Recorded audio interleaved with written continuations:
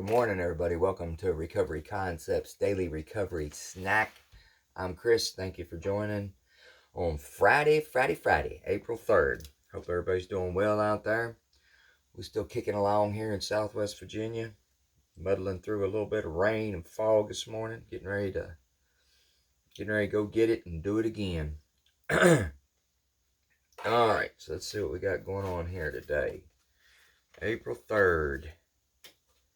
Oh boy, it's another one I'm going to butcher here. We have a quote from Benjamin Disraeli.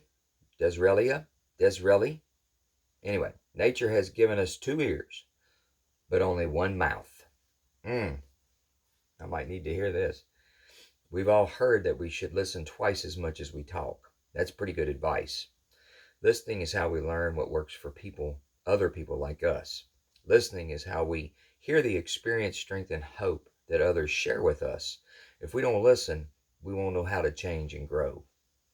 But we also need to talk.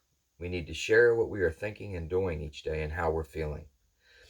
There are many good things we get from talking. For example, we get a chance to listen to others, and that helps us know ourselves better. We also get care, attention, and understanding. This is how we make friends. And when we talk with others, they give us feedback that can improve our ideas. In recovery, we listen and we share. We get and we give. We find that we learn something every time we agree or disagree with someone else's ideas. Most important, we learn how it works for others and what we can try for ourselves. Prayer for the day. Higher power, help me listen carefully and often today, and remind me to share my thoughts too. Today's action. I will list 10 helpful things I learned today by listening. 2 ears, only one mouth. In active addiction, I was a very opinionated person, and I would be quick to start talking before I would listen. I had a situation with my listening too that I found out during my journey. When I listened, I didn't even listen to hear what was being said.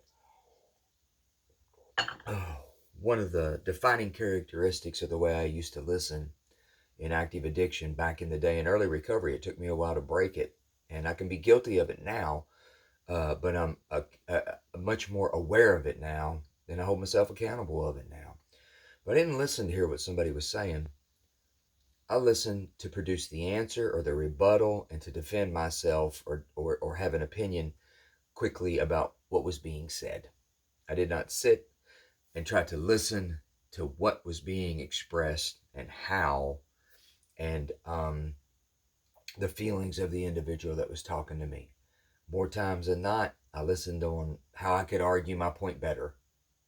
It was more so about how I could rebuttal you, come back to you, stifle you, quieten you. That's not really it's not really that good of a trait. You know, I got deemed witty. I got deemed, a couple of little things, probably some things that weren't very nice, and rightfully so. Rightfully so. But my listening skills went to the point of being able to defend me or defend a situation because I hated being wrong. I knew I probably was most of the time internally, but I had a problem admitting it and owning it. And I just like to get away from it somehow. I like to make it somebody else's fault. I did not like that about me now, knowing that, but that and 65 cents will buy my ass a Coke. I can't do anything about the way that I acted all those times, during all that time. So this speaks about being healthy, about out and in, being able to talk and being able to listen. And we need to be able to talk. And me talking about how I was feeling was pretty foreign to me when I showed up. However, I ended up there. I had a very hard time articulating. I could talk about how I felt, but I wouldn't. I could talk about I thought I was having trouble, but I wouldn't. I absolutely be damned that I would tell anybody about what was going on with me for fear of being judged. I don't know what I was fearful of being less than, being stupid, being weak, I'm not sure what my fear was, but 99 point, whatever plus percent of the time, man, I wouldn't tell you what was bothering me. And then get pissed at you if you didn't fix it, man. Nobody's got a daggone crystal ball. And I had my crystal ball all mixed up. I thought I had one. And because I thought I had one, I expected everybody else to have one. And what that created for me was turmoil and toxicity and bad relationships. Because I thought I knew what how you felt and thought about me, which created my opinions and feelings toward you. I based it off something I did not know because I would never get into, conversations with people. I would stay with my assumptions. And most of them were negative, and that's because it came from a negative place, me. I thought everybody was suspect, and I thought most of them was, out to try to get something from me. And I thought they were all, nobody was, really doing this thing or whatever. They just figured out how to smile and look like they meant it. I was just confused. I had life turned around pretty badly. And, getting uncomfortable and going to these meetings, like I said, I'm 12 step, going to these meetings over time, continuing to go. I saw men I admired and revered open up in tough situations and have emotion. And that startled me. But over time, it also started to lay the groundwork of a new normal.